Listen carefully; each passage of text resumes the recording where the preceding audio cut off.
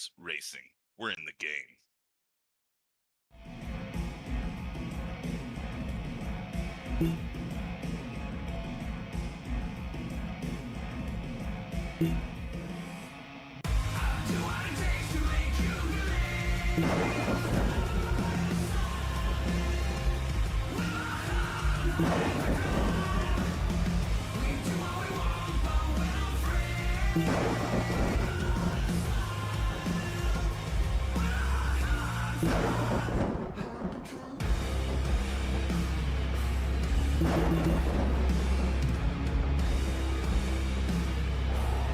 Gentlemen, start your engine!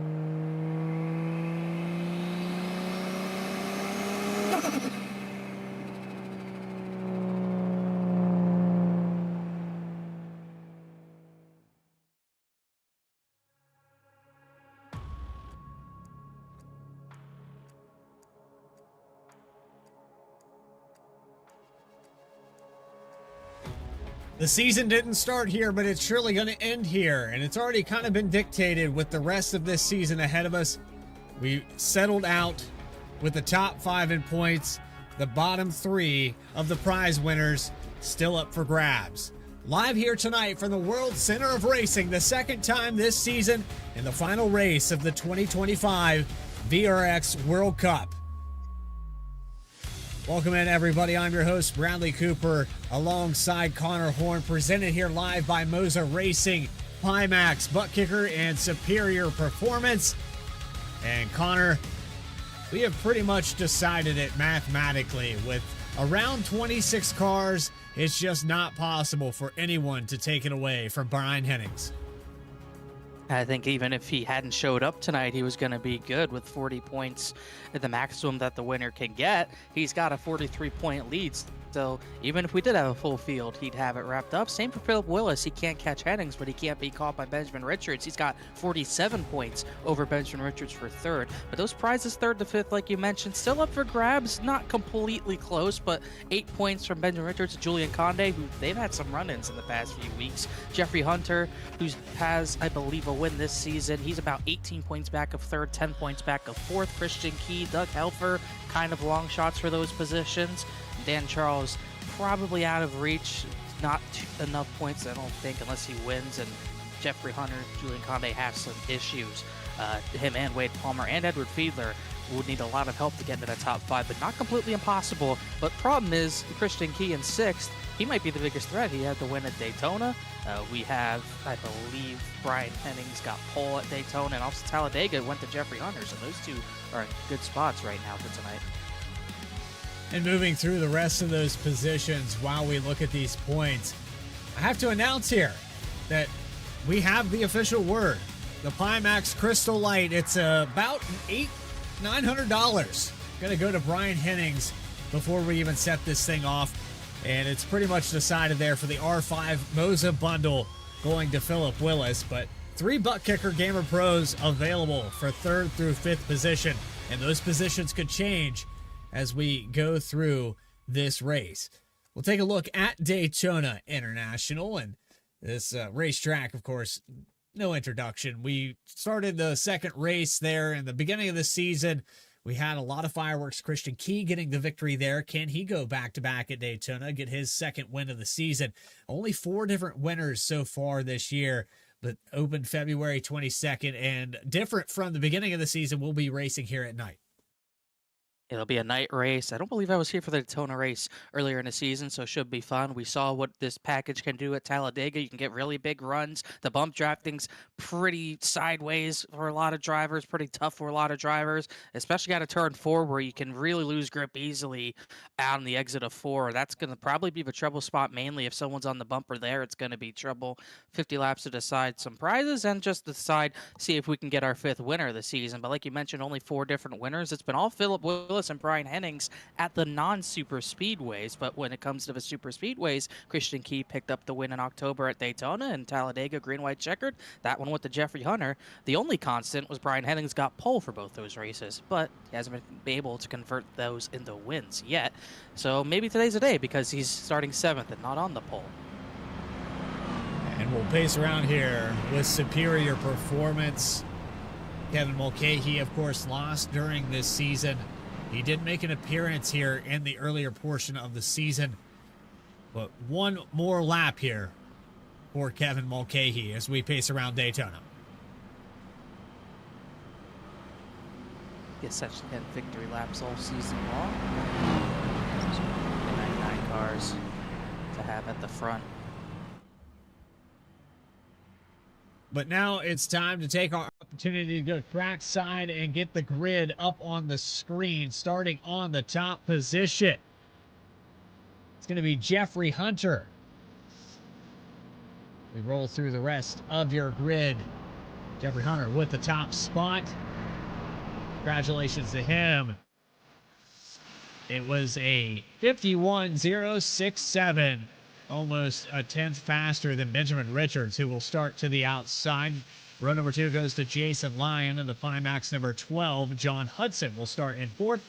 And then row number 3 with Doug Helfer, Christian Key, the winner in the earlier season back in 2025. He'll start in 6th. Brian Hennings and Ed Fiedler will start 7th and 8th, and rounding out the top 10 here tonight will be Frank Chavez and Chase Rockford in the 71.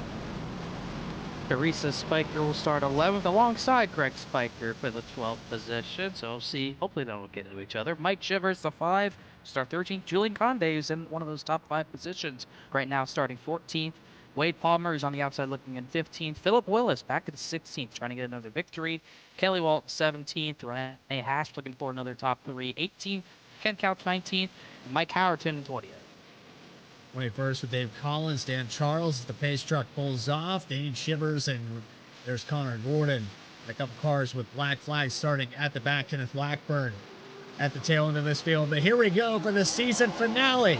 VRX 2025 World Cup about to be concluded.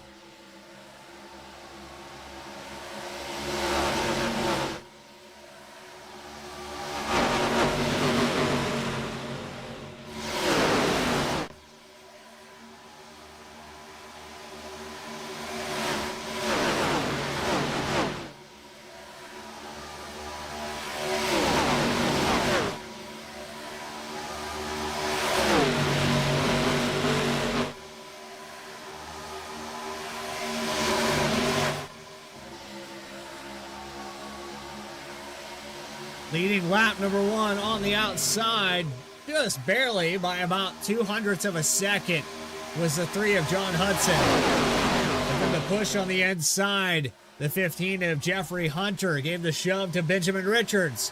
He'll get back to the top spot briefly as they come off of turn 2. It's back to the 3 car, back and forth, outside line. It's been a theme all season. Pole sitter doesn't lead the first laps. Sometimes leads no laps, as we saw that 56 able to get to the front of the push from the outside line in front of Jeffrey Hunter, but that outside line looking really strong right now. No one really pushing on the inside. You had a few more drivers, John Hudson, Christian Key, get clear of that inside line. Now you got Fiedler leading the top side. Fiedler gonna push up. I believe that is the...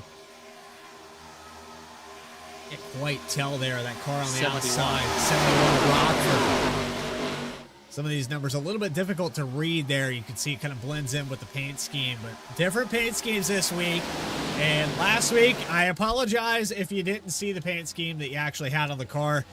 I could give you a long explanation, but the short version is I made a mistake. And so we've got that fixed this week.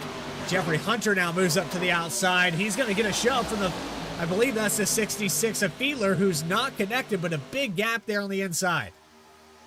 Yeah, he had the push down the back straightaway for a moment, but almost like Fiedler knew he kind of hit the 15, not really square. And once again, coming to a travel, didn't really hit him square, so they able to really get the bump drafting down. You have to bump square in these things. A lot like the Xfinity car package, very similar, where you kind of see 2 to 3 lanes coming and going all the time. But if you don't bump square on the rear bumper, you're not going to go anywhere, and you're going to end up turning the guy, as Jeffrey Hunter ends up getting back to the bottom because the connection just wasn't there. Now you have 5 cars kind of spread out. A big run from Hell from the bottom, but he's got nowhere to go with it, so he just had to lift. But if you bump not square, you're probably going to cause a big one. And don't get me started about the checkups. There's so much to racing here.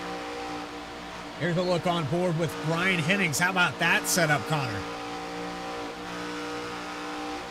I think that 4th monitor is pretty valuable. Yeah, it is. He's sitting at the telemetry. Is that a TV? It pretty much is, it's like yeah. a TV. That's I'm pretty sure that's like all the telemetry that one brain could handle at the same time. I like the V-Speed branding. You did get that in with the hat. He did. Wow, I did not know that was a setup. That is crazy. No wonder he's running away with the championship, huh?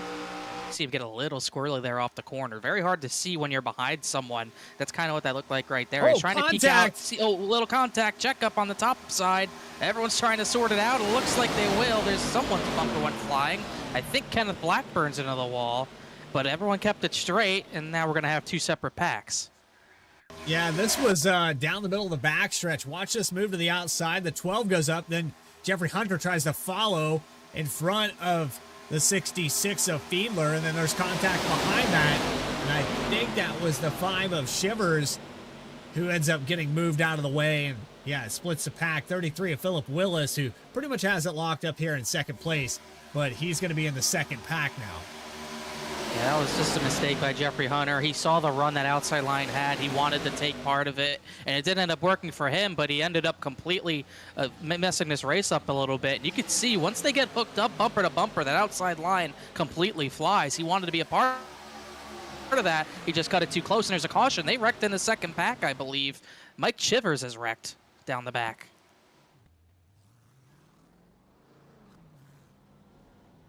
First caution of the night here on lap number 6 down the backstretch. The 5 car, heavy damage on the right rear. And Dane Shivers also has a lot of damage. 13 backed up. I was talking about the spikers. I think the Chivers might have come together here. Yep. Oh, yeah. Oh, boy. 13 on the hook the right rear. You can see right before the 5 got hooked, he kind of gave the 5 a little bit of a bump that kind of put him off center, and then he just didn't lift in time. You see, kind of see it right here, gets him off center, then he got hit. You can actually see the 13 get hit from behind, maybe by David Collins. It's just one of those stack-up situations that we see all the time that sometimes there's just nothing anyone could do. You'll look at it from the blimp camera to confirm, but yeah, I think you're right, Connor. The 13 gives a bump to the 5. 5 already has damage, and there's the second bump. 13 not ready for it. He already kind of hit him off center. Julian Conde barely got out of that, so did Kenneth Blackburn, but yeah, just a product of having checkups like that. You see Mike Chivers, he's got a lot of toe damage. I think is pointing to the outside wall, but you could see Chivers kind of checking up so he didn't run into the back of the car in front of him. 13 tried checking up as well, but did give a bump off center to the 5, but then the 707 didn't quite check up either, and it was on from there. There could have been 4 or 5 cars. Ended up only being the Chivers family being involved early. So our first yellow of the night, the 5 will come down. We do have one fast repair here this evening. And the 12 of Jason Lyon, surprisingly from the lead, is going to come down and pit. Well, fuels, you know, we don't know what exactly the fuel situation is going to be. This could end up making it a 1-stop race instead of a 2-stop race. We'll just have to wait and see. But majority of the field came down, so judging off of that, not too surprised to see Lyon come down, as it looks like he just got fuel only, as did a lot of drivers. He'll come out first. Only 2 drivers stayed out, John Hudson and David Collins, so they are going to be on the wrong end of the strategy right now. Of course, that race length was 50 laps. It's 65% fuel, so this would have been a toss-up here for a 2-stop race. I think if you were out front for most of it, you probably would have to make 2 stops if you led really any laps at all. But if you were deep in this pack, it was a possibility to make it in 1. But with this caution, everyone coming in and topping off of fuel, with the exception of David Collins, John Hudson, who were deep in this field, I think they're good to go with this caution. Now, if they stay up front, though, that could undo it. So if you're Collins right now, staying out might be great for track position to get some laps led, but inevitably, you could have to come down more than the rest of this field. Yeah, this is going to be tough. I think Hudson might end up coming down the pit because he'll probably get an EOL. I don't know. We'll see what they end up doing. But it was interesting. I don't really blame David Collins for doing this. He was kind of in the back and kind of involved in those checkups and everything. John Hudson was 4th. I don't think he expected the field to come down. Maybe caught him by surprise. So those two, it would be much better if those two had maybe 4 extra cars on the same strategy, but 2 cars having to do an extra stop, not going to be great. And the only solution would be to, if you're going to stay out, is to save a lot of fuel and hope you can make it work. But chances are to be pitting on your own, which would not be great. Which usually you get a penalty for pitting if pit road's closed, and they're obviously not going to come down. So staying out for the 3 cars, we'll double back up this time around. Lap number 9 will go back green at lap 10. Lights are out on the pace truck, and you're going to see the 3 and the 707. 12 comes on to top off with fuel, as did pretty much 90% of this field, and you're even seeing more top offs with, I believe, Teresa Spiker, Mike Howerton, Julian Conde, Kenneth Blackburn all into pit. Maybe close to a quarter of the field, about 4 to 5 cars. Like you said, Howerton, one of them. And that puts you in a little bit better of a spot, topping off on the second pit stop. Yes, you lose all those positions, but it is Daytona. You can easily gain them back. You don't want to get too far from this field. We saw it there the first 7 laps, 6 laps. Little incident there with Mike Shivers, and then Dane Shivers gets into him a little bit later. But prior to that, the 33 of Philip Willis actually lost the draft, and if that race had stayed green, really no shot at catching back up to this field. Yeah, and he would have been pretty disappointed if that ended up being the case because, like we heard from him last week, he's going all out. He has nothing to lose, nothing to gain, so he can do whatever he wants, really. So at least he gets another fair shot here, and we'll see what happens with those top two. If they end up trying to maybe get that one less stop through saving fuel, everyone else back on track. I wonder who gets the penalty. I wonder who's mad at who in the Chivers family. Neither. It wasn't really anyone's fault, but I wonder if one's blaming the other. You hit me. No, you checked up. I never had to have those conversations, and I'm glad I haven't. All I can think of right now is the meme with Spider-Man pointing at Spider-Man. That's all I can think Yeah. right now. The only NASCAR reference is when Kurt and Kyle wrecked in the All-Star race. Yeah. But those are much bigger stakes. Well, if you ask some people, I think this is bigger. Yeah, this is pretty big stakes here on iRacing, and 3 of John Hudson knows it. That's why he took the track position. Lane change early for the 707, and some black flags on the restart. Hudson, Lyon, Fiedler, all cleared. Yeah, we haven't really seen the lane change rule come into effect a lot this season. So I will be honest, I'm not sure if that is a rule. If it is, he definitely changed early, so we'll see if that gets called. Those two got to the front for the time being. And got Jason Lyon, first driver to top off on fuel. Looked to the outside, thought he had the run, ended up lifting, but now he's got a little bit of a run. Car in the wall, 96. Crash. Philip Willis is in it.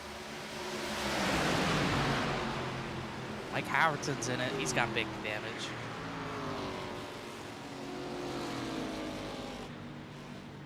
What happened in the back of this field? Domino effect. Saw someone get out of line like there was a checkup, and it just went back there. This one did take 4 or 5 cars out. Somewhere with the 64. I thought it was Conde, but I think it was Humper. Who, right there, something happens, and then it happens on the outside at the same time, and Howardton just couldn't get checked up in time.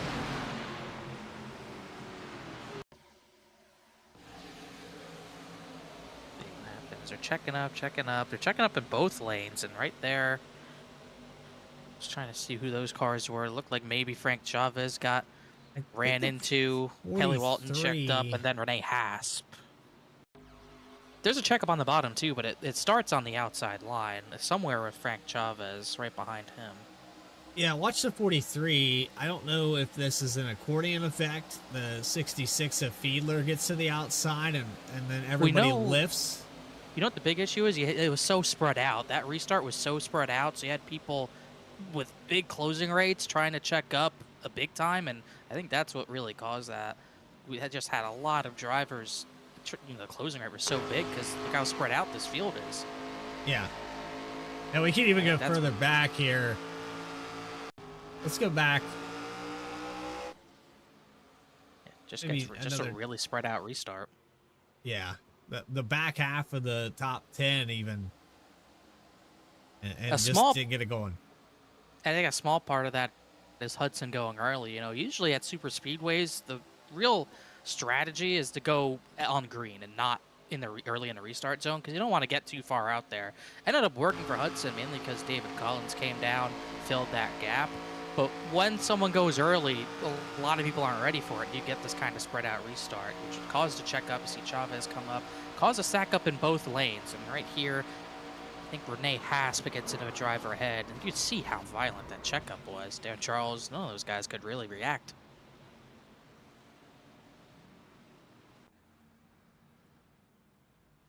Now it's going to burn fast repairs for some of these drivers. Mike Shivers has already burned his few laps ago, but now it's going to come down to how much do you want to repair? Do you want to have that in your back pocket for the end of this race? Philip Willis is going to have to burn his. He's also going to take a top off with fuel. You have the 18 of Julian Conde burning a fast repair. No, it looks like the 18 is going to keep it in the back pocket. Minimal damage there for the 18. Renee Hasp had to use his, the 96 of Dan Charles rather, had to burn it as well. So, yeah, if you had to use this fast repair, and we're not even halfway through this race, it's going to get conservative for those drivers very quickly. Not very surprising to see Collins and Hudson came down the pit. No damage for them. They had to top off. I could imagine they were probably adding an extra pit stop if they had kept staying out, even with how much fuel they were saving under yellow. So they had no choice but to take the opportunity when they could. And that was pretty much half and half. Had half the field stay out. Everyone who had hit the last yellow, half the people who had hit the last yellow stayed out. Then he had some of them pit.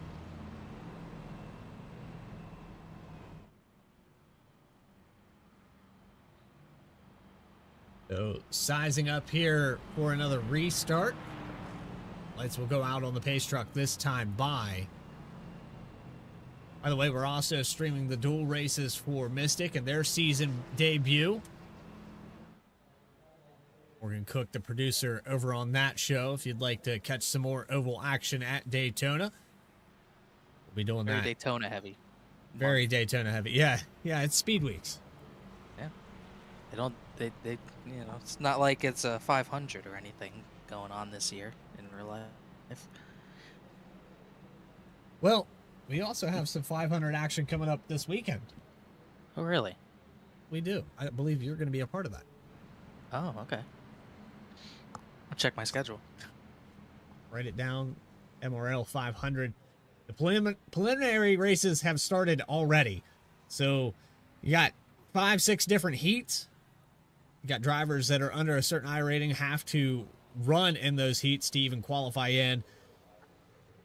Last chance qualifiers, the dual races on Saturday. We'll have those at 1 and 3 p.m. I think 3 p.m. That's all in Eastern time. And then the main event on Sunday at 1 p.m. Eastern. You can catch it all here on VSpeed. RaceMRL.com for more details. But yeah, signups have ended, and there's going to be over 70 drivers involved in that. Pretty exciting. Over $1,000 in payouts, I believe, is the number that they came up with there. Maybe up to $3,000 now at this point. So It's gonna be a big one. It's gonna be, at least for me, probably gonna be snowed in doing the race on Sunday, so Yeah. it should be fun. you're still snowed in as well. Yeah, I haven't. Escaped I'm that not yet. snowed in from the last one, but there's another one coming. It's gonna get me Well, for sure. You can have it. Had You can keep mistakes. it. Yeah, I like snow. The problem is I can handle snow. I'm from New Jersey, but people around me in South Carolina, the world is ending. Well, 3 to 5 yeah. inches, the world is ending. Shut It's the annoying. state down. Everyone in Texas did the same What's thing. gonna happen? So. That's what's Yeah. gonna happen. Nothing's gonna be open on Sunday or Monday. Also, Well- had Mystics qualifying yesterday as well, single car. Yep. Here we go, back live and racing. Third time tonight, the pace truck has had to pull off, and Jason Lyon is the command car after Collins and Hudson came down pit road Oh. to top off with fuel and a bad restart. Looks like He Christian money Key shifted. blew the engine. He money shifted. He blew the engine, and he has that fast repair, but he's no chance he's gonna get it back. And he's gonna have to stop and just reset and go multiple laps down. Oh, what a killer! Go back on this restart here in just a moment as we watch the 12 lead them around this racetrack. Let's take it back on a replay with the 97. He did a good job getting out of the way, and everyone did a good job avoiding him.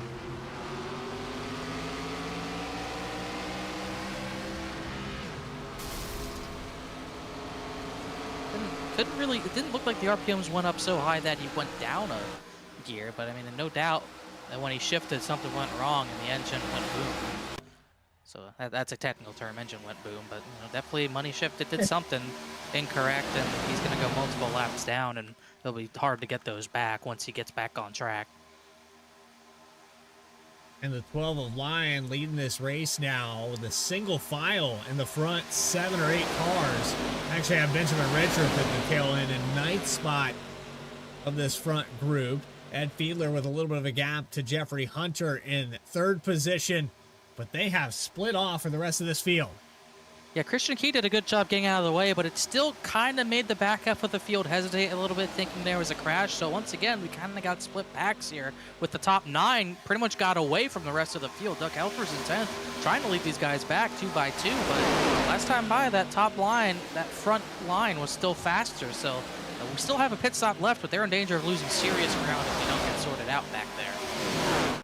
There's a look at the lap times on the left-hand side. Last time by, Helfer a 48.307. Ben Richards at the tail end of that group in 9th was about 0.6 of a second faster than this second group, and they're continuing to gain ground. It's 1.92 seconds almost, and continuing to grow as they come off of turn 4. Hey, you have some fast drivers who've been consistent all season. Howerton, Philip Willis, they're back there. John Hudson's trying to get back through the field. A lot of those drivers might not know how to push, how to make momentum, and it's really costing them right now. They lost another 0.7 of a second the previous lap. One thing that could help them is drivers on the top in the lead pack getting out of line. Spiker and Palmer just trying to, race and make stuff happen, but they're losing so much ground. Yeah, Greg Spiker's actually going to fall to the backside of this group. I see no reason right now as we have contact. 15 to the inside. That's Look how out. you catch up to the front group. Caution's out. Look out. Look out. They're going to crash. Oh, here comes more piling in. Got a car upside down. It's Mike Chivers.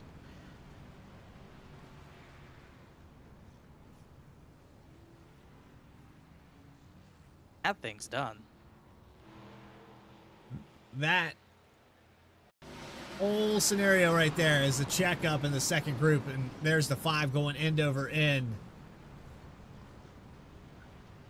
This is avoidable, Connor. Yeah, I'm not. There's more checking up, bump. I'm not sure how so many people got involved. I guess they thought they were going to straighten it out, and someone came back up on track. I think it might have been Fiedler, and then they were just trying to check up, and they just can't do it. And I think that was Dane Chivers who kind of wedged the 5 upside down on accident again. And no faster pair left. That thing's done. Right here, I need to see. I was looking at the second pack. I saw the incident forming. I saw the end result with Fiedler, Wade Palmer rejoining and ultimately causing this. It starts with Fiedler. It looked like.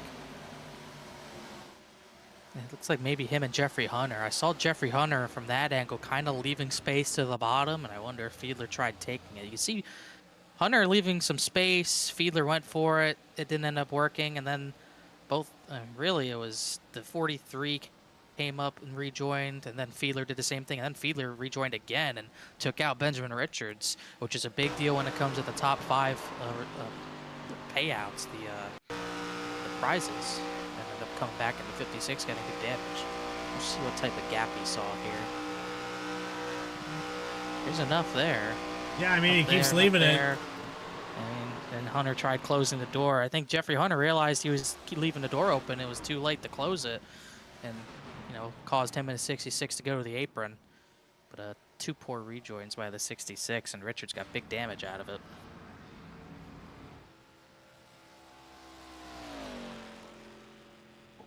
Well, that sets us under caution for another moment here on V-Speed.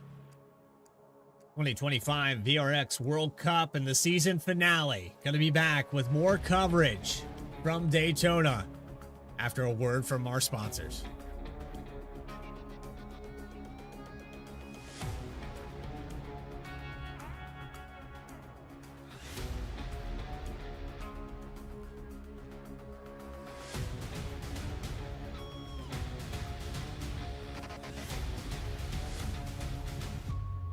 JS Racing.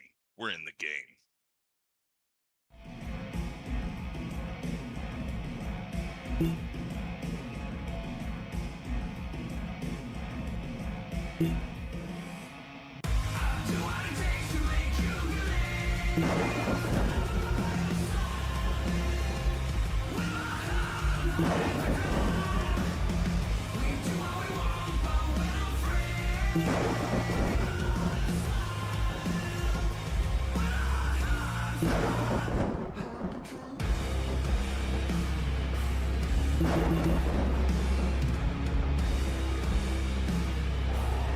Gentlemen, start your engine!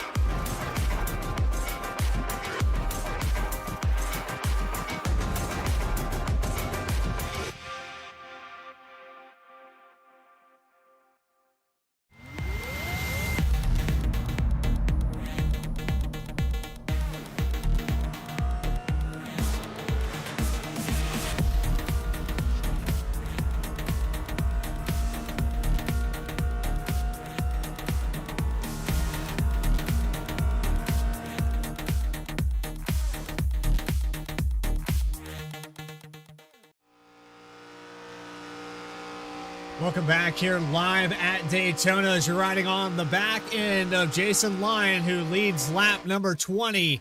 But a big push here on the outside. Chase Rockford's going to take the top spot. He'll get to the outside line with help from Dan Charles.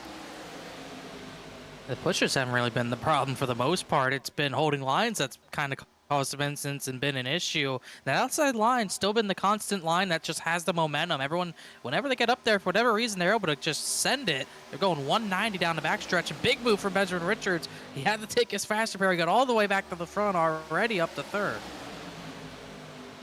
There's Richards up to the third position. He's going to move down to second. They had Charles up to the lead. You got now the inside line. All those guys cleared the inside, got to the inside, and now you can see that outside lane. Philip Willis is the pusher on Chase Rockford, and currently they're not making up ground, but here comes Hennings. He's back finally to the front of this field. Jason Lyon trying to get the lead away. Lyon had it there last time around, but then it was Charles who's going to take over this time by 12 on the outside. Another big shove here with Brian Hennings glued to that back end. That's one consistent thing I've seen so far in this front five, is that the 74 and the 12 are working together. And they can push pretty well, too, and able to make a lot of ground up. Benjamin Richards has been doing a great job once he's at the front, able to maintain pushing pretty well. And one thing that we see, which maybe is causing a lot of the incidents, is that the mile per hour differences are really what's been causing the crashes. These cars, when you're pushing well, can get up to about 170, 190 miles an hour. They can get as low as 175 if there's a little bit of a checkup, or you're just not pushing as well. So the speed variance is, I think, what's been an issue for a lot of drivers tonight. You see on board with Greg Spiker in the 9th position. Any checkup here on the outside. He's going 189, 190 into turn 3. And you can see him lifting him out of the throttle. Ooh, saw that coming. Hennings barely had room to get in front of Dan Charles, and he just barely did it. He almost got himself turned doing it, but now he's got better position. And if he sees a run on the outside, he can go up and try to take the lead, but that might be too big of a run the block from Chase Rockford. Him and Willis figured it out that time around out of turn 4.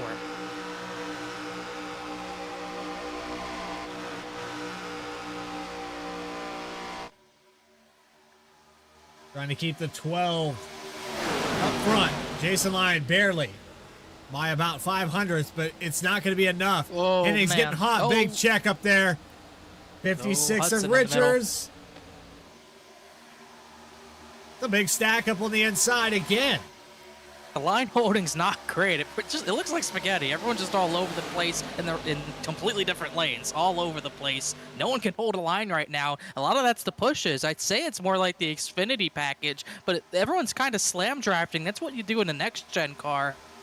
I don't really think it's going to work in our because damage the car's a lot easier. Jeffrey Hunter's got right rear damage from, I think, one of those bumps in the previous 5 laps or so. These guys are all over the place. Here comes Greg Spiker pushing Philip Willis on the high line through 1 and 2. 33 might lead his first laps of the night. Yeah, Rockford got the push to the inside. He immediately took that. You kind of have to do that. If that driver on the outside doesn't come down, you're eventually going to go back to where you came from because that driver doing all the pushing is eventually going to get too hot. The push has to lift, and then you're all going backwards. So it's constantly kind of a conveyor belt situation where you get 1 or 2 drivers push to the front, they go to the bottom, and so on and so forth. And right now, it's Willis leading that outside line, and now it's Greg Spiker's turn to push him to the lead, and then 33 can go to the bottom. This time by Rockford get the surge back ahead. The 12 gives the shove. But it was Philip Willis with his first lap led of the night. He got clear for a second, but not quite enough to end up getting to the front and clearing that inside lane. Is got a little, kind of a skirmish. Driver going from the top to the bottom. John Hudson back in the frame. Most drivers still on this draft: Julian Conde, Wade Palmer, Christian Key, Doug Helfer, Dane Chivers. The only 5 drivers not in this lead line right now. Well, Greg Spiker made a heck of a move, dropped down to the inside, got out from behind Willis, and it looked like Jeff Hunter went with him. And now Spiker going to lead his first time. If you remember coming off of turn 4 at Daytona, The 10 of Greg Spiker was in the lead in the closing laps. We had problems post-race with those interviews and all of that telemetry. We had an issue with the stream overall, but it was Greg Spiker with the lead on that final lap, and something happened on the backstretch that had split the 10 with a couple other cars, and it looked like he might be able to do it, but then a calamity off of turn 4. Christian Key ultimately ends up winning that race. Speaking of Christian Key, the 97 car sitting back here in 20th position. Burned that fast repair earlier in this race, might still have damage, but he is stuck behind the 43 of Wade Palmer. And not much they can do, just lost the draft at some point, and all they can do is hope for that yellow at some point to fall. Otherwise, obviously, not much of a chance getting back in this race. I would think we still have a pit stop in this race. 65% fuel tank. It might be close to making 30 laps, but I wouldn't think it could, so it might end up being close for a lot of these drivers. Especially the ones up front that are burning the most fuel. Greg Spiker going to get passed on the outside. Here comes Brian Hennings with help from the 12 of Jason Line. These two have been paired up all evening long. And Connor, if there's one thing I'm seeing right now, you want to split those two up. If there's any kind of strategy, that chess match at 190 miles per hour, you want to try to separate teammates that are working together, drivers that have communicated well and worked well together. The 12 and 74 have definitely proven that, and I would be trying to get in the way. Naturally how it works, you see some drivers working better than others. You either try to separate them or just get them out of the pack altogether. If you end up seeing maybe one driver making moves that are good, you know they're going to be a threat to you to win that race, then you try to get them, that individual, out of the race and out of contention. So we'll see if any sort of strategy comes of that, because like you said, the 12 and 74 are working well together. But this track right now, or at least the type of racing we're seeing, is just, you know, kind of a conveyor belt still. Back to front, front to back. I mean, we saw Benjamin Richards in second at one point. He's all the way at the back of this line in about the 15th position. It happens that quick. 33 to the outside again for another stab at the lead. Has help from the 3 of John Hudson, but not enough push here on the outside. Doesn't look like it's going to get done here off of turn 2, maybe down the backstretch. Big surge there on the outside. Here they go again. Yeah, about 4 mile/hour difference, but now you see the 12 get back to the bumper for 74, because if he doesn't get back to his bumper, the 33 is probably going to clear, but also that risks John Hudson. They risk John Hudson getting clear as well, so they would have to pass 2 cars instead of 1. So, you know, Lyon's trying to manage his temps best he can, not pushing in the corners, only pushing when he needs to, when it's necessary. As we got another car first car pitting, Chaser Rockford ends up pitting, very slow pit entry and all alone. So that's really going to hurt his race, you would think. But really, you just, you know, 12 just trying to manage his temps. They couldn't manage him enough. Willis is able to get clear, but if they can get clear of the outside line, they only have to pass 1 car instead of 2, which is why Lyon's doing what he's doing. Just trying to manage his temps, not pushing into corners, and only push when he needs to on the straightaways to make sure not everyone on the outside line can clear him. Like Howerton, it's now the pusher on the outside. They're losing a little bit of ground. Going to fall back to the 5th position until they can get the momentum going. 51 out of the throttle. Going to lose another spot to Jeff Hunter, back to 6th. Hunter jumps up to the outside. They still haven't got it going. Hudson's going to get glued to the bumper. Here they go for the outside. Here comes Spiker to move up in front of it. 2 momentum swings. That might break up the inside enough that they can get a run out of 2. And I think the best thing for Hudson there was that Greg Spiker got up in front of the outside, because you don't really want to be pushing Jeffrey Hunter right now with that damaged rear bumper. You can see a little bit of damage on the right rear quarter panel. It's hard to push someone square when they have that much rear bumper damage.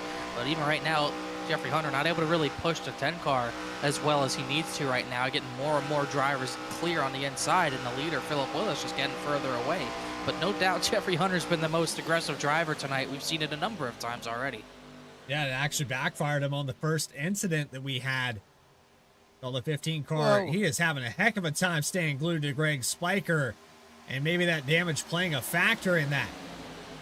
definitely be losing some rear downforce, making it a little bit squirrely, especially on exit, which is exactly why you don't really want to be pushing him if you're John Hudson. So that kind of hurts Jeffrey Hunter at the end of the race if he doesn't have time to repair that damage, because most people are going to see that little bit of damage, and you can get the 15 to the front even with that damage, but it's a little harder, and you're probably scared to turn him. He probably won't have any friends at the end, and not with the pushing he won't either, because they're just not able to get any momentum. He's not hitting them square enough. They're going to continue to hemorrhage positions and fall all the way back to 10th spot. 10 car Greg Spiker finally starting to make a little bit of a surge back, and that's probably because the inside's getting a little warm. Temperatures on these cars, anything over 260 degrees, and you start to get those warning lights. You can see, I'm not even sure if Henning's just trying to pass Philip Willis when he looks to the outside. Like you said, I think he's trying to manage those temps himself because he's been behind a 33 for a while. He's trying to keep the temps cool, trying to make sure if he does see a surge from the outside line at some point, he has the temps to be able to push the 33, keep him clear. Car almost hit the outside wall. That was John Hudson making a move around Greg Spiker. Hunter got to the bottom. The 10's forcing Fiedler below a double yellow line. That was almost a crash right there. Here's a look. Hudson got to the outside line in no man's land. Drops down, and here's Fiedler cutting the 10 a break. Ooh, yeah, he sure did. I mean, in real world, I don't know if that's the rules in this series, but real world, that's a penalty for the 10 car for sure. Forced the 66 below a double yellow line. Edward Fiedler did the smart thing, just avoiding a wreck by just letting him have the spot. This was kind of one of those reasons you have a double yellow line rule, is so people can't make moves like that and risk the entire field crashing. But definitely looks to see that a lot of drivers might be getting ready for pit stops with how single file it's gotten. And it looks like the 12 just got left hung out to dry. No, the 08 is going to let him back in. Ken Couch, a lot of brakes being cut here halfway through this race, but you would make it on fuel to the end of this from here. Will we see any takers down pit road? Not this time. Well, in the background. John Hudson, David Collins. I'm not sure if Hudson had an issue or he wanted to let up so he could give David Collins a partner for pitting, but those two come in together.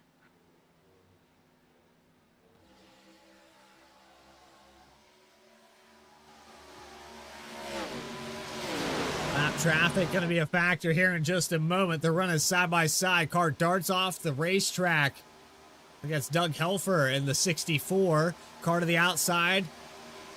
That's Shivers and the 13. Thinking Shivers. Whoa, Doug Helfer had to get back on track, and he might He's have losing it. He almost cost Mike Howerton the draft. He was able to save it. Oh, crash! Renee Hasp is around. Big crash out of 4, and the caution's out. Not a big crash. It looked bigger, but it's just Renee Hasp that goes around. I think he was trying to hit pit road, but he hit it way early. Yeah, that was way too early.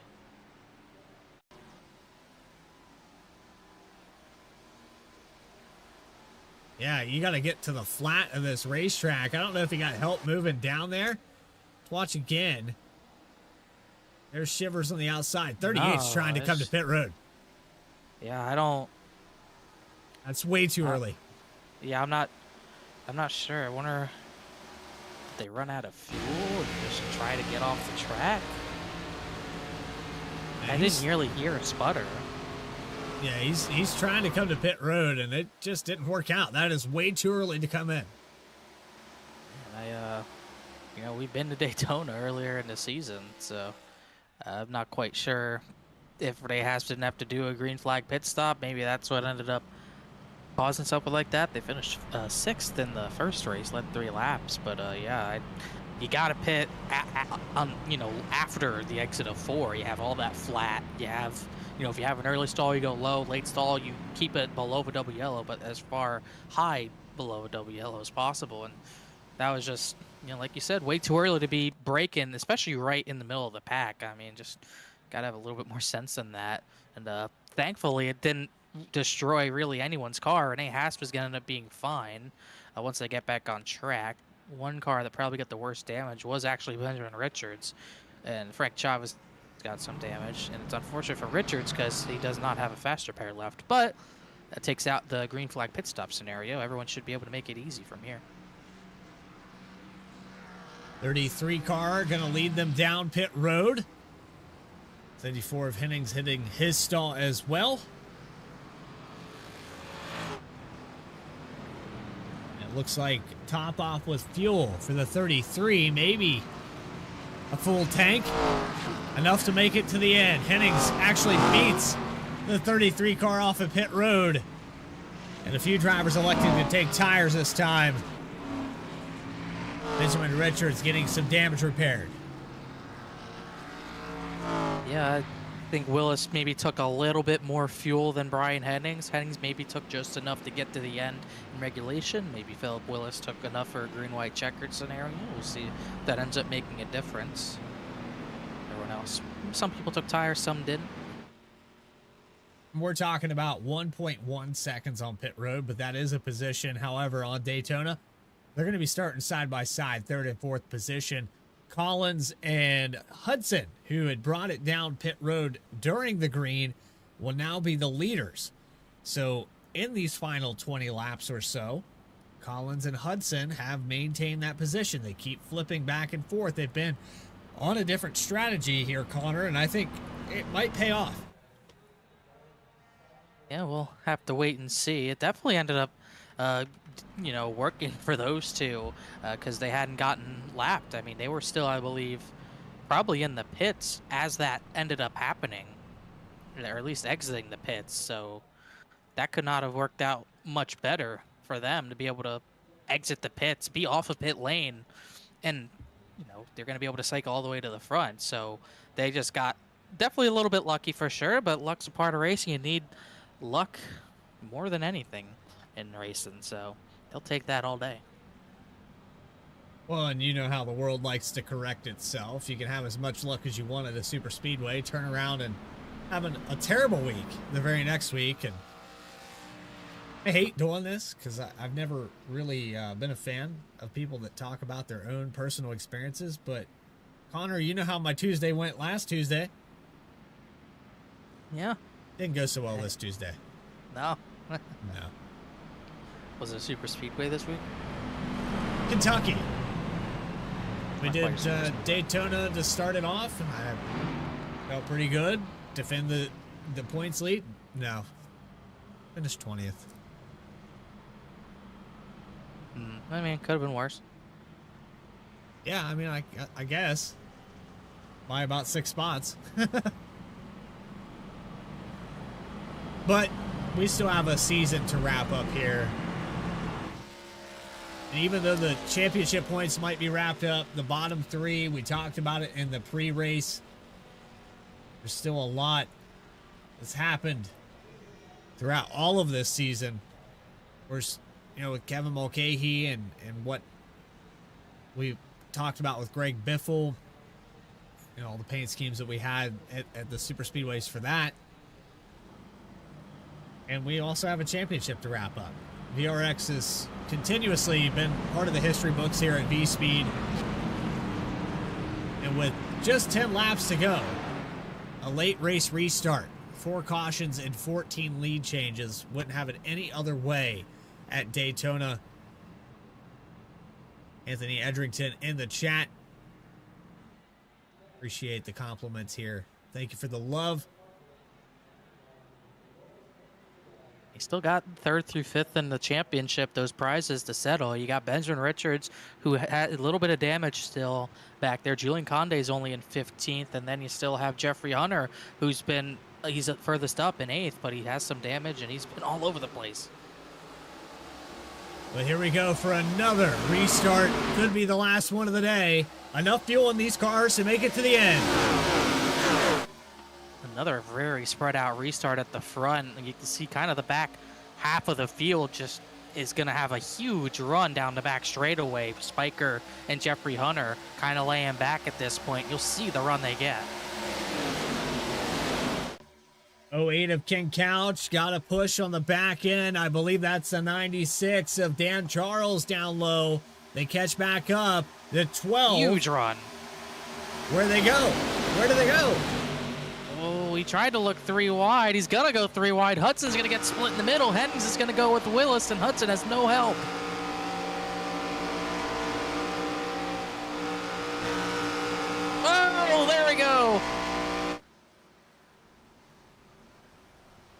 And The that big is one at just, Daytona. that is all but about 5 cars. That took out almost everyone but the 5 that were in front of it. Oh, and Spiker on Spiker crime after the fact. And that was not where everyone got kind of dings here and there. That took out a lot of cars. Teresa Spiker, big damage. Benjamin Richards damaged again. Conde's got damage.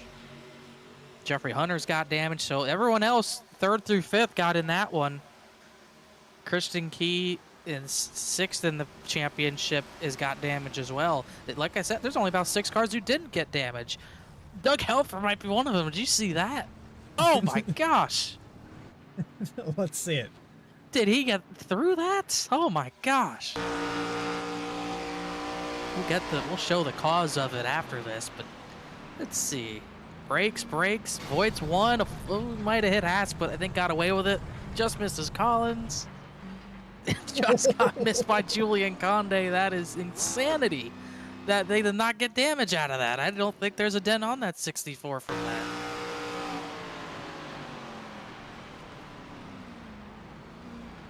Oh my gosh. Barely hit Haas. Cannot believe this. Oh my goodness, that was incredible. He was one of the few people to get on the binders to avoid that. He avoided 20 or so cars. So right there, I'm not sure why David Collins came up, but he comes up the track a little bit into John Hudson. It sets all this off. What really started the process of that crash happening is John Hudson getting split in the middle. No run, no momentum. And right there, I think Collins got a bump. That's what happened. Darren Charles tried to bump David Collins, give him a bump draft. It set him up the track into John Hudson's left front, and it was on from there. Oh, man. Julian Conde coming back down the racetrack. That was as close as it could get. God, some of those guys just pile drove into it. And pause. Almost. Didn't hold the brakes either. So that's... Wow. Attempt number 3. I'm going to get this. Slow-mo. Yeah. Yeah. Yeah, that's as close as it can get. Oh my gosh. I'm not sure. I don't even think there was really net code there. They just didn't hit each other. That was one of the craziest avoidances I've ever seen. He literally had Helfer literally had to dodge pretty much the entire field. Pretty crazy. Yeah. And look where put him. He was at the back of the field. Yeah. He was at the back of all of that. John Hudson's got no damage in behind him. Kelly Walton's pretty clean. Everyone else had to pit for damage.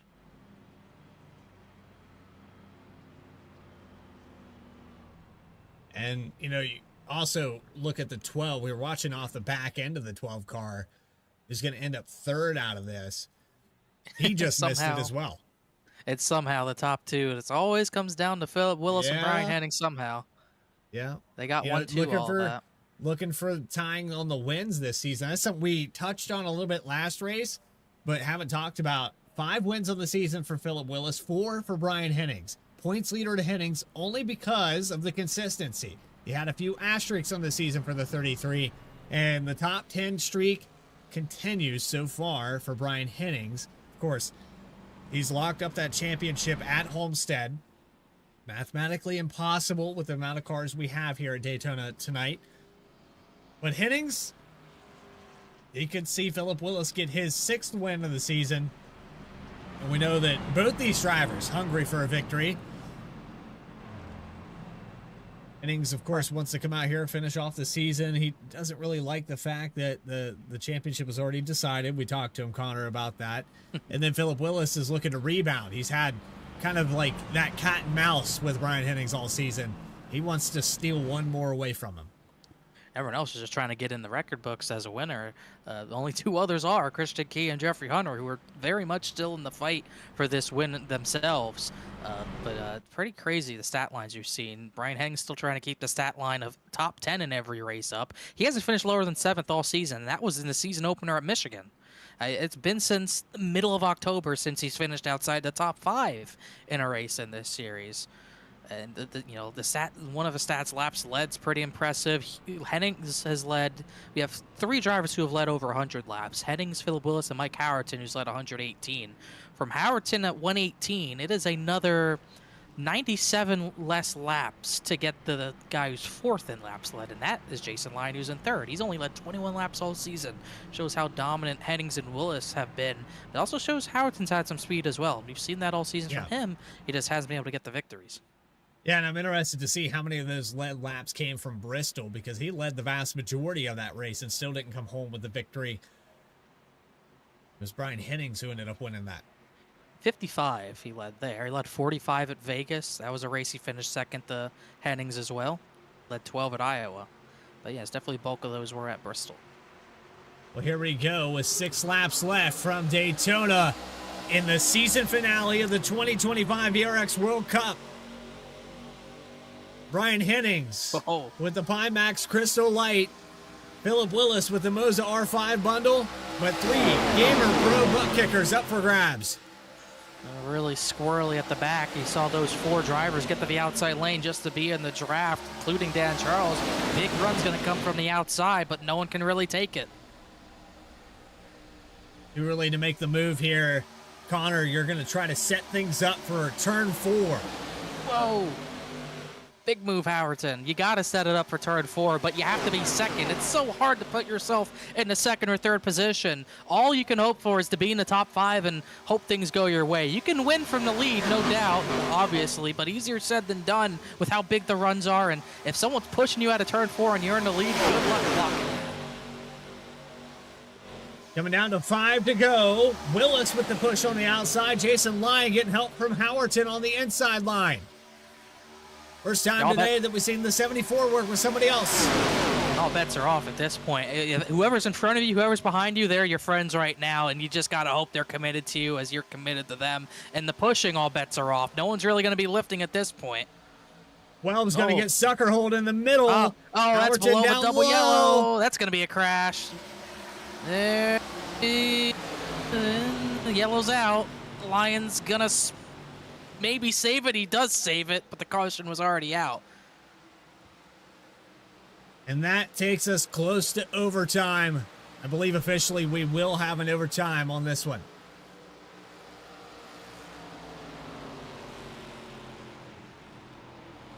What a save there by the 12, but this was a late block.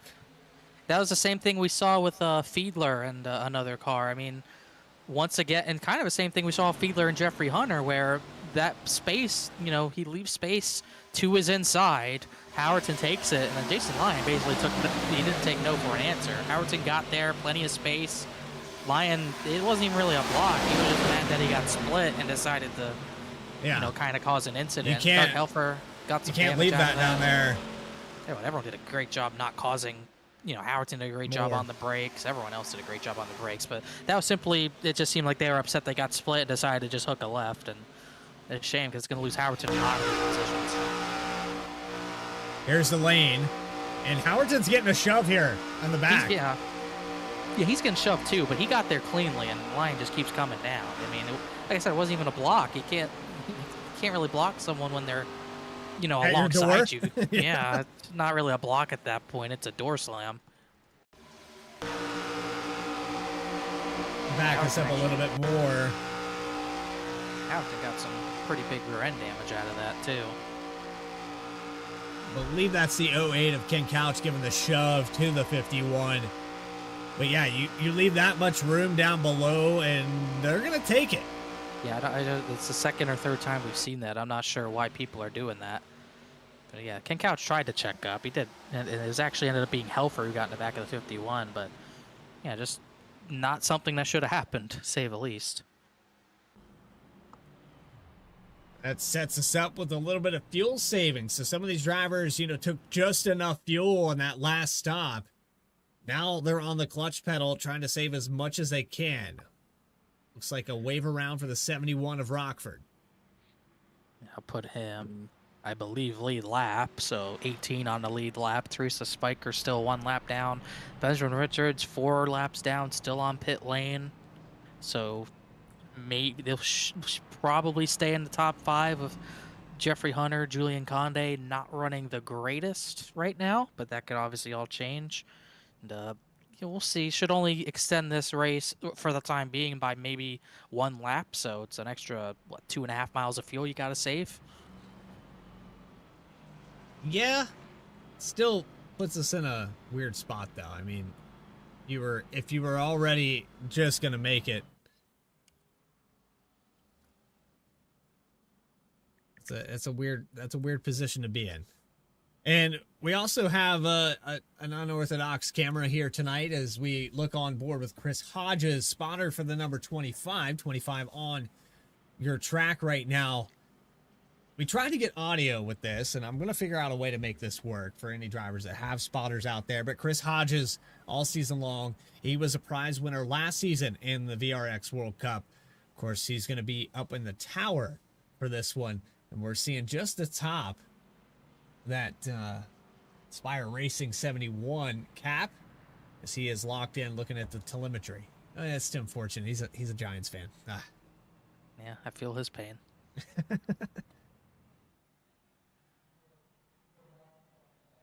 I'm not going to say how my season went. About the same.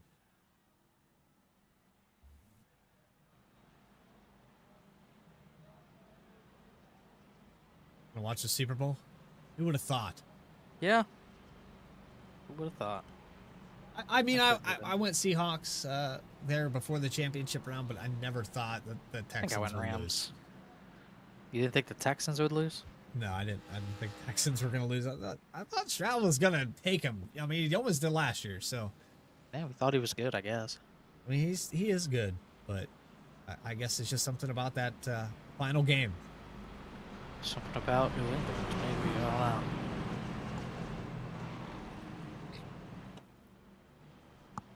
Line back up 2x2. Officially into overtime. We will extend this race by 1 lap. Green, white, checkered attempt number 1. The drivers make it back to the white flag. The race will be official. If there's a caution before they reach the white flag, we'll rack these drivers back up and do it again.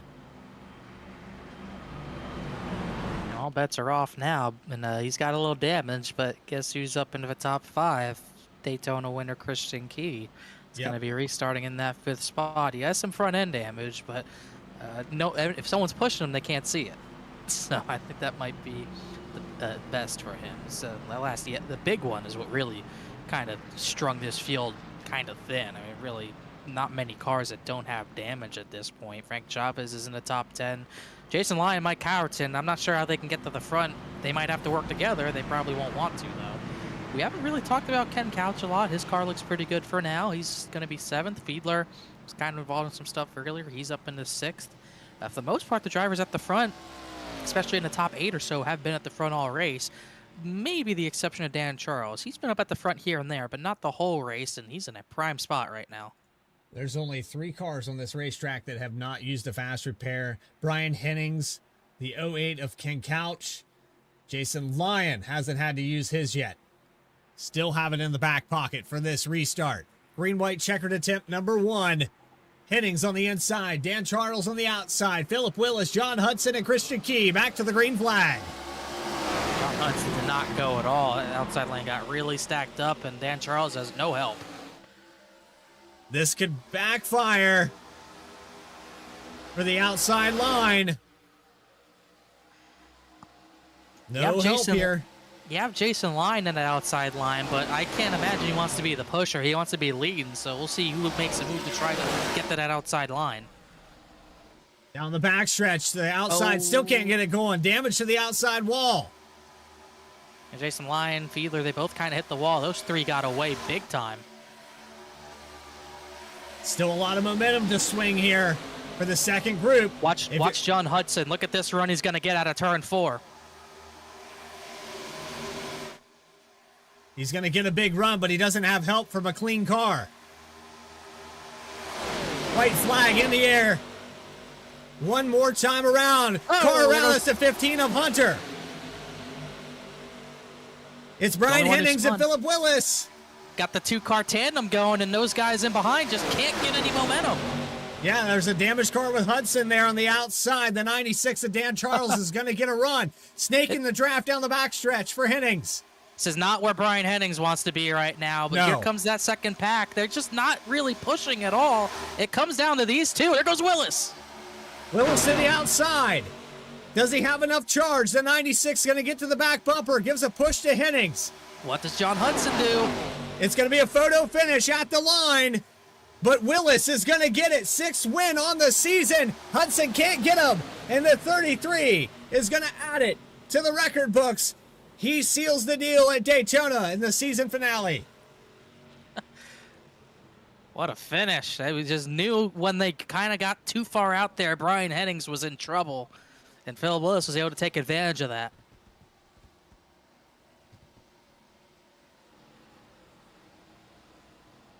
The fireworks at Daytona to end the season down the backstretch. And Philip Willis with another victory. Hennings cannot tie the record, but he will come home with the championship. Willis will get 2nd and 3rd spot, 4th spot, 5th spot, yet to be determined as we watch the 33 come back to the front stretch to burn it down.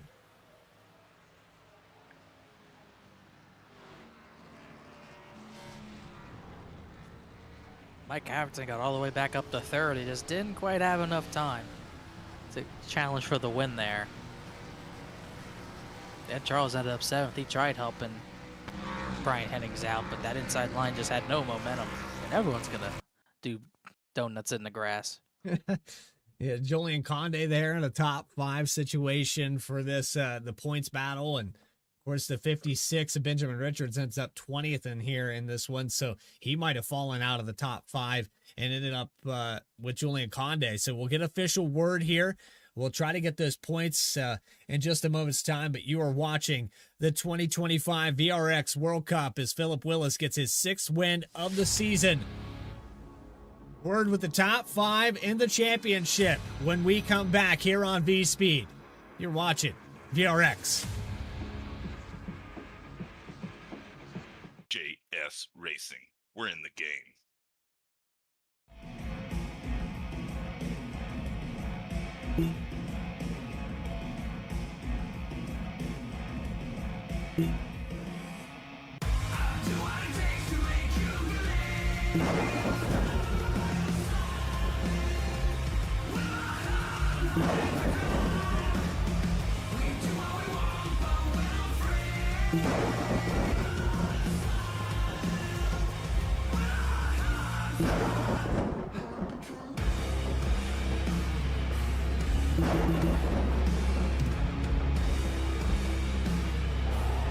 Gentlemen, start your engine!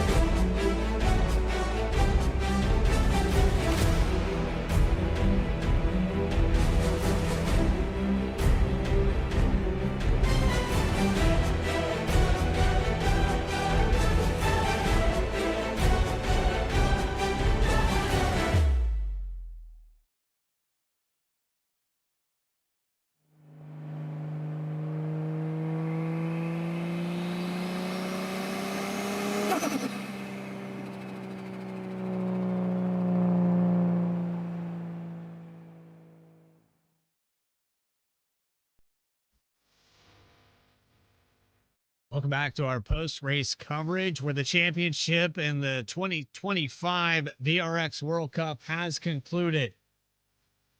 I'm your host, Bradley Cooper, alongside Connor Horn. And Connor, it was a finale nonetheless, but Philip Willis adding on his 6th victory. It's too little too late for victory lane to get him first in points as Brian Hennings locked it up there last week at Homestead and ends up finishing 4th in this event. But man, it was a photo finish, to say the least. We'll take a back on this replay here and take a look at what happened in those closing laps. Phil Willis, or not Phil Willis, but Brian Hennings, at the very least, he kept his top 5 streak up. Finished 7th in the season opener, never finished outside the top 5 after that, but I'm sure he's wishing it was a victory. Really kind of an awkward restart. The outside lane didn't really get going. Dan Charles had to get to the bottom. John Hudson didn't get going, and kind of stacked up both those lanes and let these top 3 just completely pull away at the start. Yeah, and then we'll come back around for the white flag in just a moment's time. But if you're looking here with Philip Willis, he's in a prime position to make a move on Brian Hennings. And the second pack just couldn't get it going. Damaged cars in the background you see there with Hudson and the 97 of Key. Wow, I didn't even see that. I mean, we saw middle 3 and 4. Hennings almost got turned by Philip Willis, and I wonder if that was Hennings trying to check himself up, maybe bring the pack back into it or something, but they almost crashed right there. But still, really weren't expecting it to come down to a tandem, but then right there, they got Jeffrey Hunter who got spun there, but to John Hudson right there went to the outside of Dan Charles. It ruined their momentum, and it let Willis and Hennings kind of 2-car tandem away from the rest of the field. And at this point, Brian Hennings is hoping something goes his way in the form of maybe someone getting to him and pushing him instead of a 33, because at this point, he's a sitting duck. Yeah, not a good situation there for the 74. You can see there on the outside, they do get it going. Hudson had a run, but where do you take it? Dan Charles did not get to the back bumper of the 74 after turn 4. He hit the 74 and then backed way off. And Philip Willis did the right thing getting to the outside before the pack got there, because it kind of blocked John Hudson. He couldn't make a move until then, and it was too late at that point. But he timed it well. He knew he couldn't wait until the last second, or else Hudson would have gotten to his outside, as he was able to make that move on Hennings, and he was bumping Hennings the whole way. So if Brian Hennings tried to block him harder, they would have crashed. Nothing really anyone could do to deny the 33 after that move.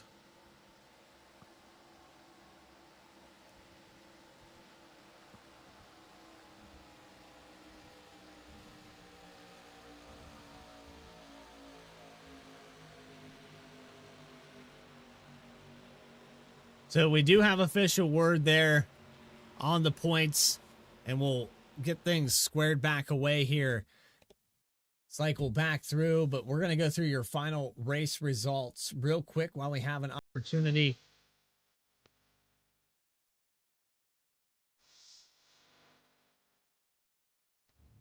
First name on the top spot is Philip Willis. Started in the 16th position. He'll come out on top. John Hudson, Mike Howerton in the top 3 here this evening. We're going to talk to your top 5 and points in the final finishing order. But it's Brian Hennings who wins the championship from the 4th position, finishing here tonight. Cannot add that 5th win to tie Philip Willis. Julian Conde finishes in 5th. King Couch, Dan Charles, Jason Line, and Ed Fiedler with Dan Helfer getting a top 10.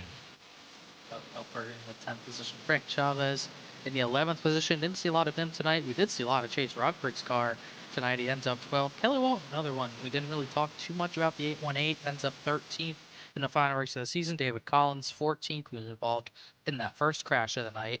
Christian Key got back up to the front after having an issue shifting up. Had to use a fast repair, but did not get the finish they hoped for.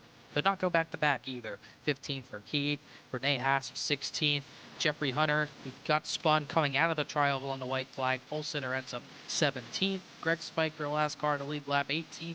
Teresa Spiker, 19th. And Benjamin Richards will be disappointed, not really having a chance to win the race after all he went through today. He ends up 20th. We're first going to go to Wade Palmer with Dane Shivers in 22nd. Kenneth Blackburn will finish in 23rd with Mike Shivers in 24th. And there's your race control with Race Control Connor Gordon Kevin Mulcahy is actually driven by Tony Richards. But now it's time to bring up your top 5 in points. A fantastic end to this season. And the first driver that we're going to talk to is the driver of the number 74. Brian Hennings has already made the adjustments on the camera. And we're going to pull Brian Hennings, our top finisher in the points, into the broadcast booth. Winner overall in the championship. Congratulations, Brian. You did it there last week at Homestead, but now this one makes it official. Yeah. Thank you, guys. Appreciate it. Well, you come into tonight, you stay in Florida for the entire thing. And I mean, really, if you've heard how the weather's going through the Midwest and all the way through the Northeast, Florida's probably the best place to be right now.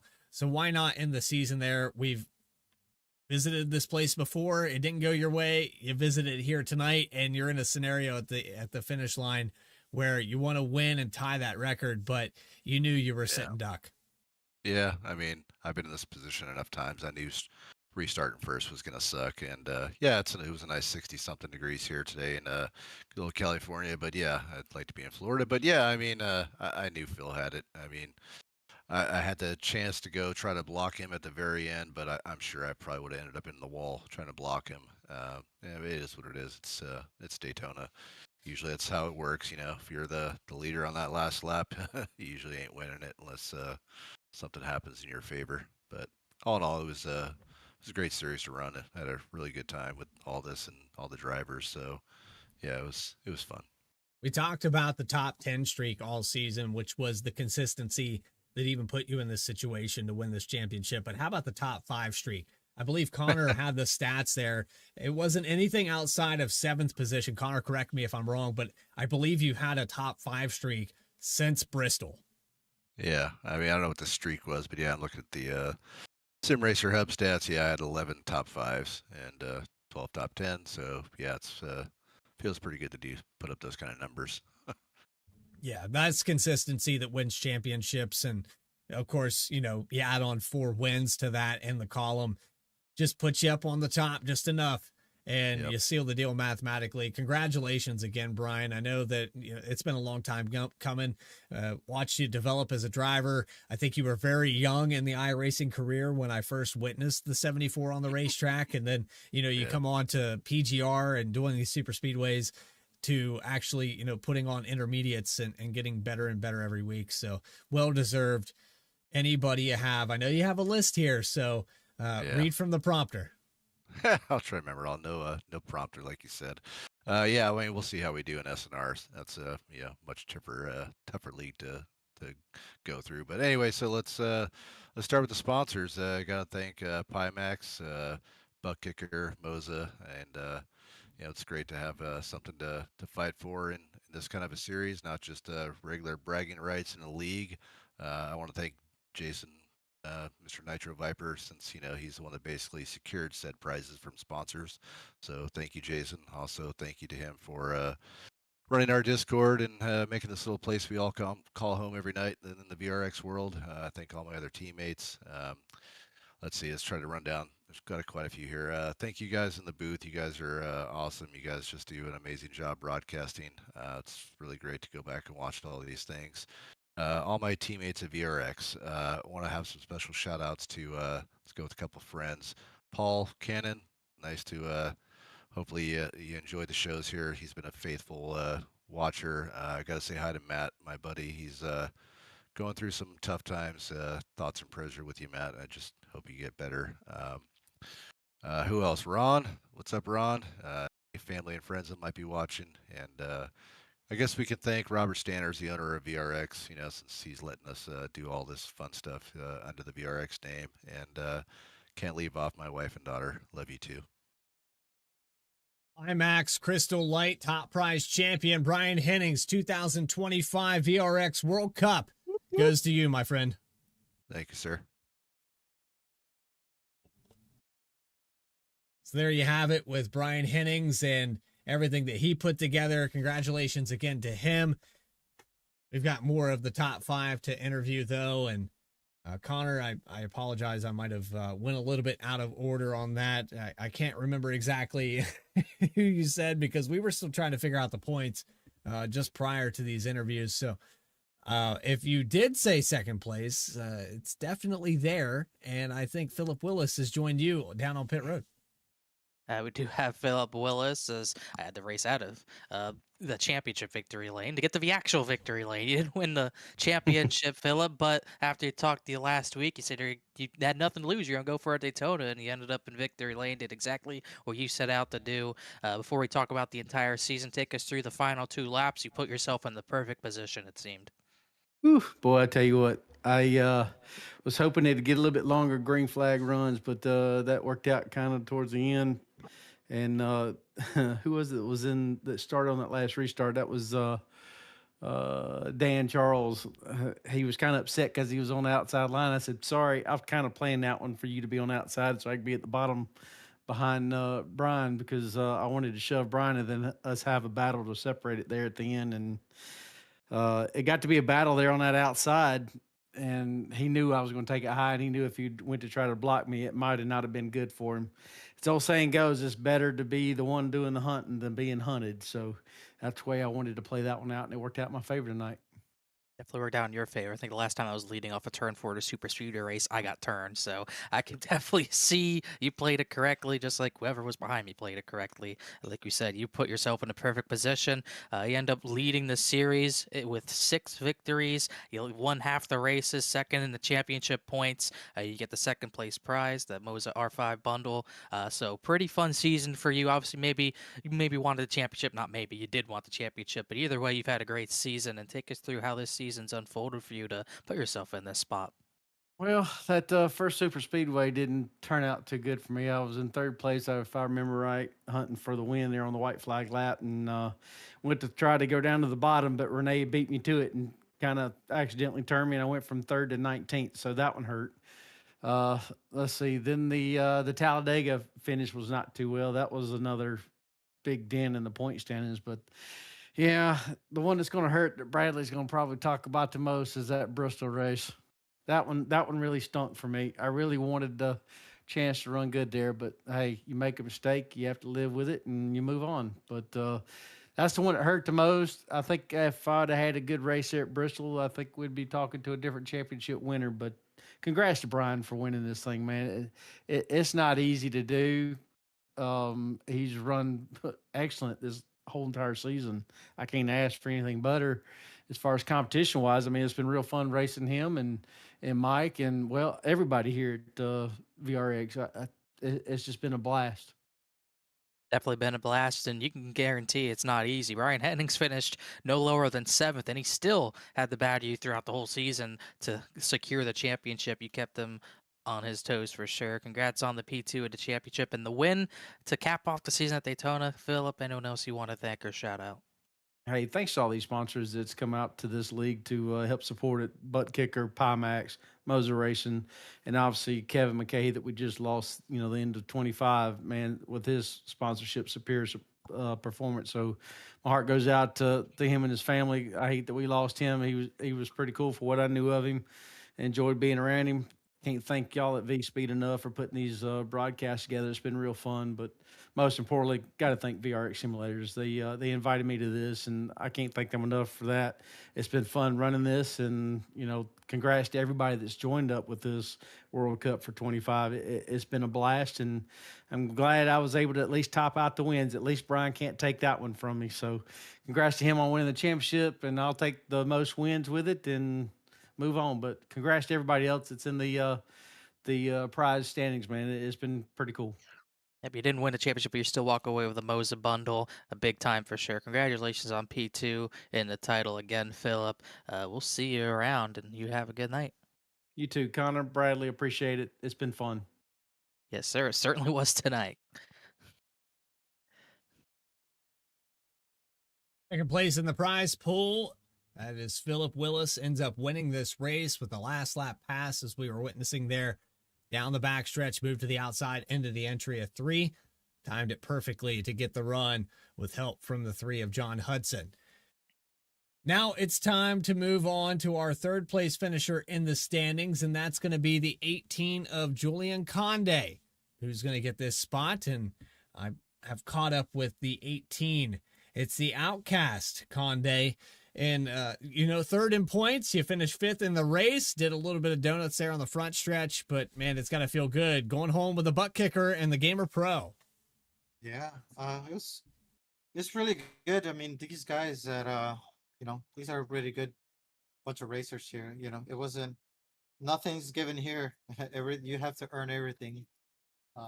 It's just consistency throughout the year, throughout the racing season itself. I missed the first race, and then I just try to stay consistent. Every other track.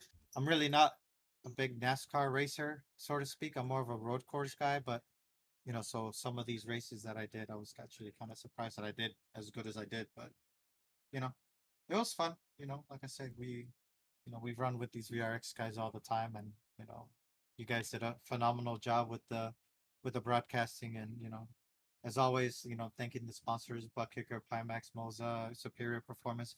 We miss Kevin.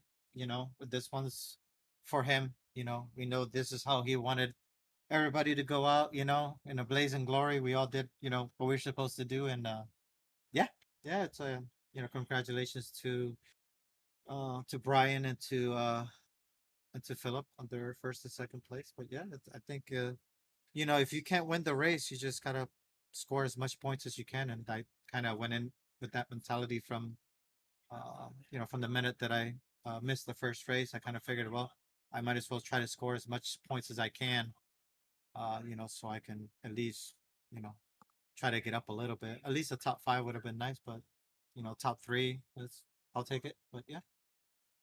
Well, Julian, I was just about to mention you were a sleeper in this race, but also kind of a sleeper, and I don't mean this as an insult, but just kind of silent throughout the season. You missed the first race. You've been, you've had glimpses of the lead and being in contention to win some of these races, but you've flown under the radar after that first week. Like you said, missing the opening at Michigan, you've had to kind of just salvage the season and salvage these races and do the best you can.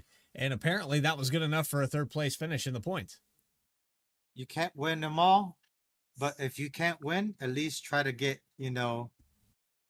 as far ahead as you can. So, my mentality, even coming to any race, if you either start in the front or I just try to, little by little work myself, into at least trying to get into the top 5 or top 6. Here at Daytona, I just stayed in the back. I knew all these wrecks were going to happen. So you're either in the front or in the back. And, I was like, I'll just stay in the back and I'll watch.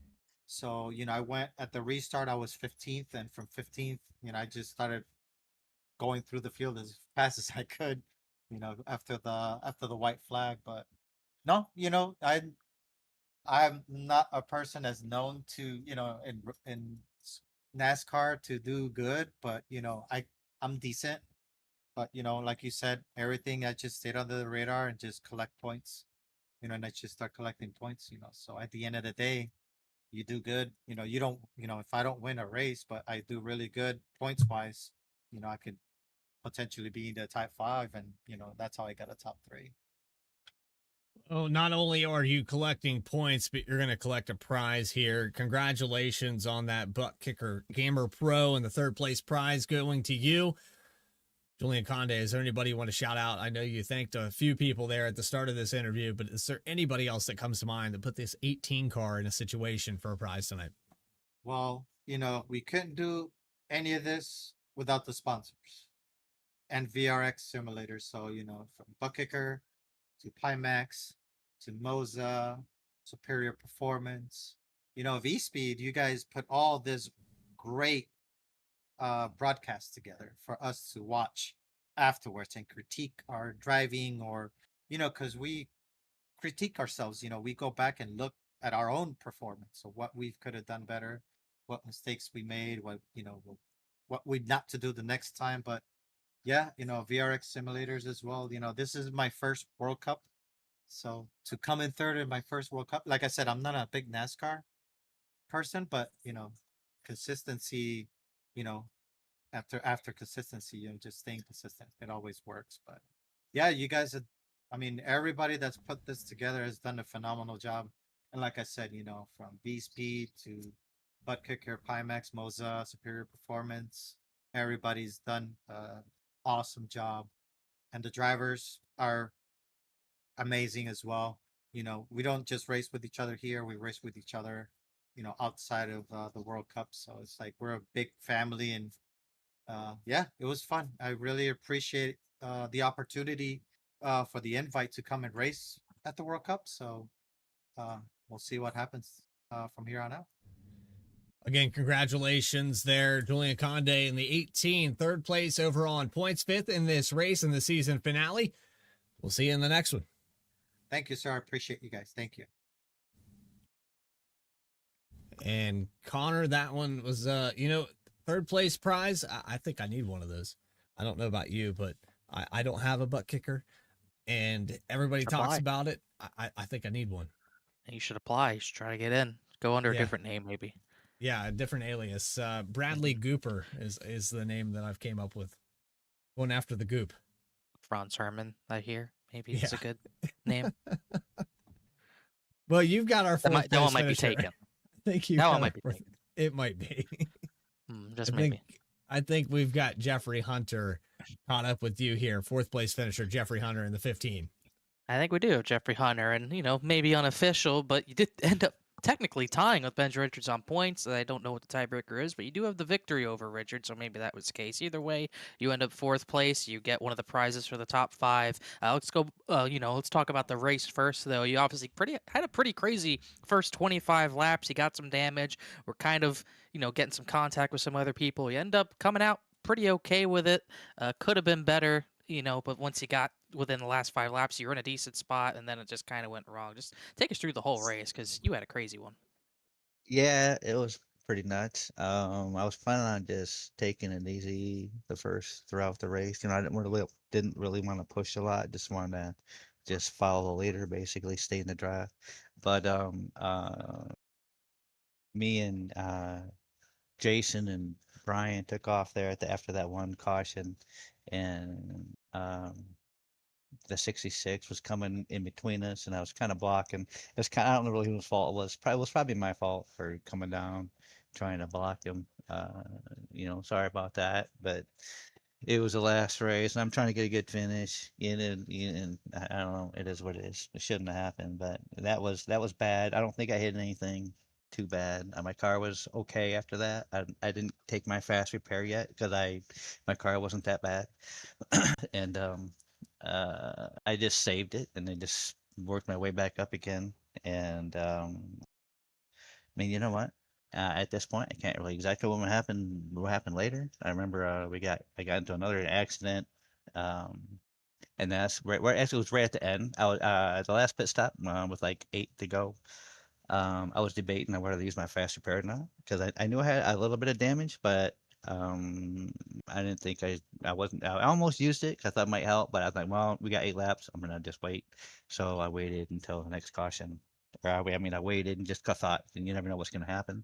I think there was like 8 laps to go, and sure enough, got caught in something else. I was going to the outside. I was following Brian and Jason on the outside, passing. I can't remember. I think it was a 3, and I was on the outside. Next thing I know, I was the 4th car going by the 3. Next thing I know, I'm just slammed into the wall. And I was just thanking God I saved my fast repair. And that's when I had to pit again.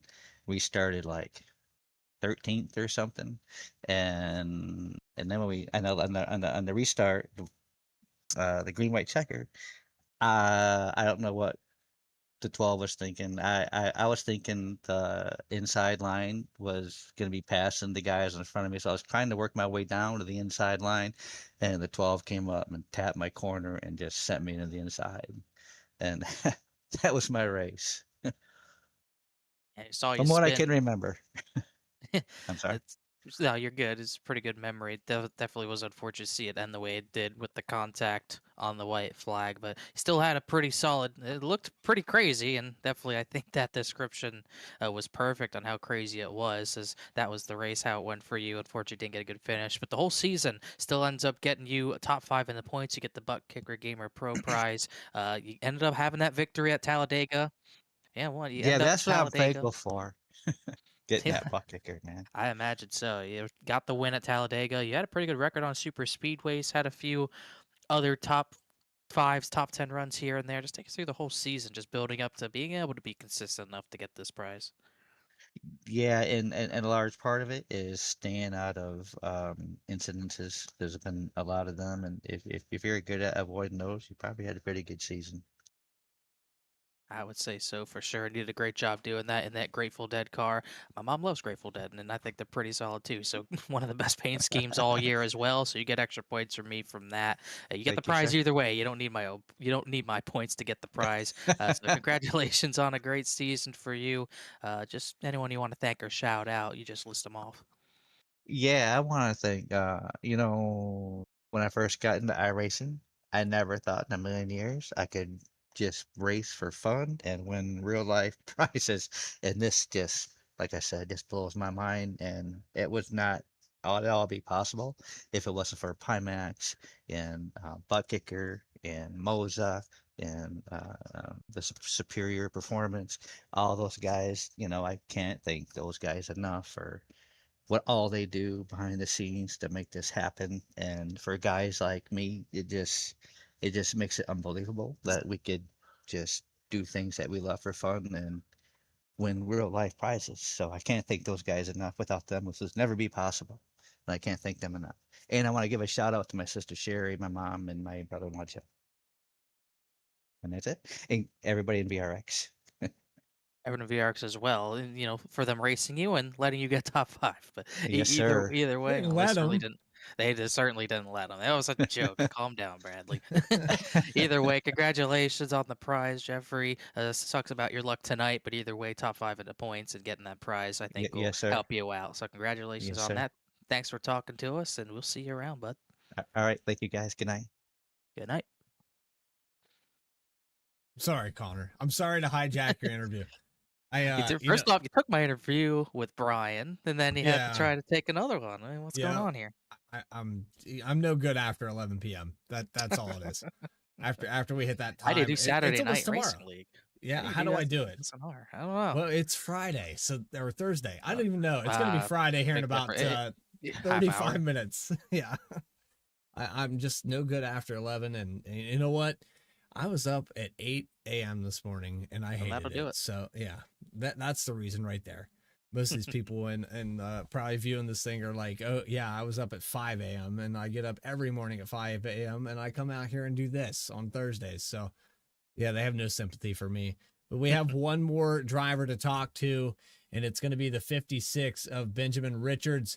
He is your 5th place finisher, tied there with Jeffrey Hunter, but the 56 is going to go home with a butt kicker. Congratulations, Benjamin. I know that this one was a tough one. You had a lot early on. You had to burn that fast repair at the beginning of this race, and I'm sure you were probably wondering if you were even going to end up in the top 5 in points. But you raced your way back up there and got just enough. Yeah, tonight was a rough one. I think I hit everything except the squirrel that was in turn 4. Um, Luckily, I was able to hold on to 5th place in points. Really wanted 3rd, but got 5th. It's a butt kicker. I'm happy to have that. Uh, Thank you, butt kicker. It's just an amazing feeling to finally finish decent in the points in a league. Well, we've seen some race wins with you. We've seen some great finishes. Kansas, of course, was one of those racetracks that stuck out to you. And of course, you had I forget the name of it. Ben, forgive me. Again, I'm no good before or after 11 o'clock at night. So, but you had that track series that you guys all raced, 3 different series, 3 different cars. and put on at Kansas. So you were very familiar with that. We raced it in the ARCA, what is now the ARCA car, which was the Gen 6 car, if I believe correctly. You also had the trucks and the B car in that as well, and you raced it all through that. So we expected a good finish there. And the track that you thought you were going to get a good one, it was rough for you there as well. Yeah, Bristol. That was a interesting race, we'll say. And I knew I had a fast car. I got some coaching before that race from Keegan Sabilio. Thank him. And it gave me confidence and brought on the late season consistency that I needed. And you put yourself up there in the top 5 in points for the end of this thing. And, you know, Daytona, anything can happen. So it gave you enough of a cushion that if it did, you were still able to salvage that whole season. Right, right. And I mean, it's just amazing to see where I'm at now from where I started, the growth. And these guys in VRX are some of the best to help with that. And we go to everyone thanking with, Brian Hennings winning, Philip Willis getting second place in the points. You had Julian Conde. Of course, we talked to Jeffrey Hunter. You are the last here in the prize pool with the Butt Kicker Gamer Pro. Congratulations again, Ben Richards. Is there anybody that you have in mind to shout out here? Yes, I want to shout out some angels that we gained during the season in Joanne Spiker. Miss that young lady. And obviously Kevin Mulcahy. Tonight I ran the Mulcahy paint scheme that my wife Tony Richards did for him. And it was to honor him. And this season goes out to both Joanne and Kevin. I want to thank you, V Speed, for the awesome broadcasting all season, the kind words, VRX, obviously, for hosting everything, Pimax, Moza, and to me, the most important sponsor this season was Butt Kicker. My wife, Tony Little Richards, bias. obviously. Huh? I heard a little bias there with Butt Kicker, but then I heard even more when you started thanking Tony. So continue. Yeah, I have to thank her. I want to thank her for allowing me to do this. And her and Connor up in race control all season. And then Tony, Paul, and Brian for keeping the cars looking good on track. And one last thing, Bradley, to you and V Speed and another great season. There we go. There we go. Cheers to you, buddy. Cheers to you. We appreciate you. And I thought you were going to have the victory cigar. I thought that's you asked my permission and we don't have a cigar. I didn't get the victory. No, I thought for sure we'd still get one. You came home 5th in points. That's worth celebrating. So again, Ben, congratulations. And before you do anything illegal on camera, we'll just leave it at that, and we'll carry on to the next one. I'm sure we'll see you around. Oh yeah, we'll see you, Bradley, and until the next World Cup or Track Championship Series, give a shout out to V Speed. Fans, go out there, click the like, subscribe, and share button, and help them out. There he is, Ben Richards. Thank you for the kind words, and we look forward to another season here and anything that VRX has going on. Till then, buddy. Till then. And thank you, Connor Horn. There you go. Connor, you got your thank right there. Yay. There it is. Well, that's going to do it for us here on V Speed, and a little bit of an extended coverage here. This is the long one, but it is the season finale. It put it all together, and you know what? World Center of Racing, no better place to end the season than here at Daytona. It was a long 12-race season. Philip Willis gets the most wins, but Brian Hennings gets the most points. Congratulations again to our championship winner in the number 74 for tying up the Pimax Crystal Light. The Moza R5 bundle going to Philip Willis. We have Julian Conde, Jeff, the number 15, Hunter, and Benjamin Richards for those 3 butt kickers in the Gamer Pro. My name is Bradley Cooper. I was joined here tonight by Connor Horn with camera packs provided by Dougie Beard. If you enjoyed tonight's broadcast, stay tuned. We have more racing this weekend at Daytona, the MRL 500. For everybody at V-Speed and for VRX, all of our sponsors and Superior Performance, Adam Baker, Eddie Smith, Morgan Cook, and my co-host Connor Horn. It's another broadcast and another season concluded here for VRX. We're going to say so long. That's going to do it for us tonight. We'll see you next time here on V-Speed. Stay tracking, everybody.